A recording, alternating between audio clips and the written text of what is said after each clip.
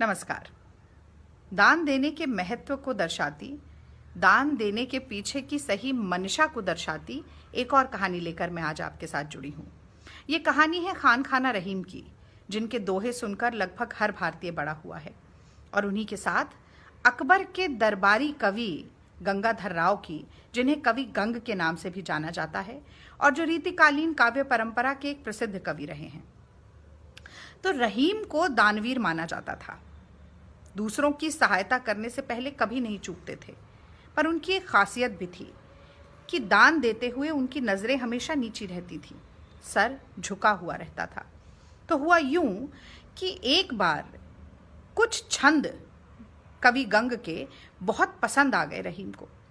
इतना पसंद आए कि उन्होंने 36 लाख रुपए कवि गंग को दान में दे दिए।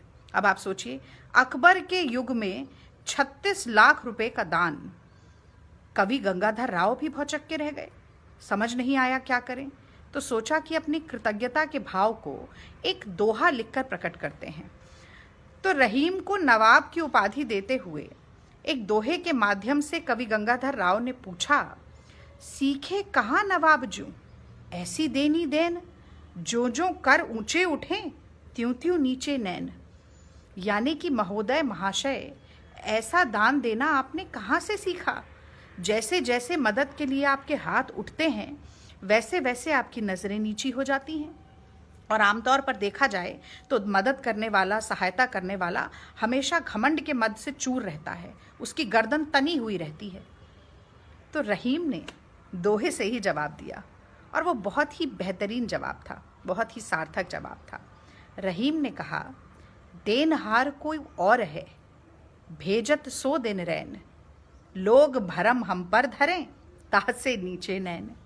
यानी कि देने वाला कोई और है, ऊपर वाला है, प्रभु है, ईश्वर है, वही है जो हमें माध्यम बनाता है।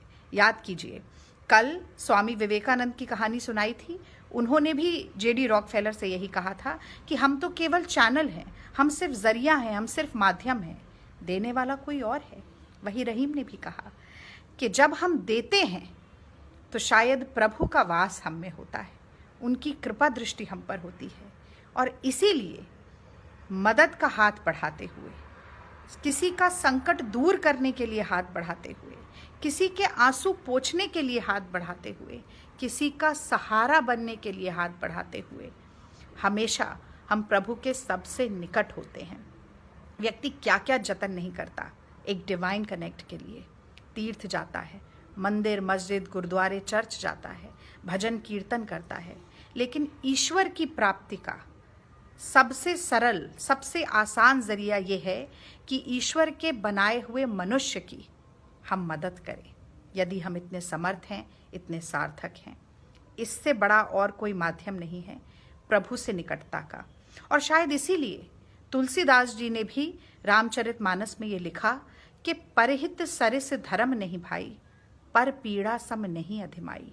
यानी कि दूसरों का हित करने से बड़ा कोई धर्म नहीं, और दूसरे को कष्ट पहुंचाने से बड़ा, पीड़ा देने से बड़ा और कोई अधर्म नहीं। और आज कोरोना के संकट के इस दौर में ये संदेश और सार्थक हो जाता है। मानवता का तकाजा ये है, हर धार्मिक मूल्य का तकाजा ये है कि हम एक दूसरे की मदद करें, एक दूसरे को कष्ट ना पहुंचाएं, क्योंकि ये लड़ाई हम तभी जीत पाएंगे जब हम एक दूसरे के साथ खड़े हों, एक दूसरे के खिलाफ नहीं। आज के लिए यही संदेश। कल एक और छोटी सी कहानी फिर से सुनिएगा ज़रूर। धन्यवाद। जय हिंद।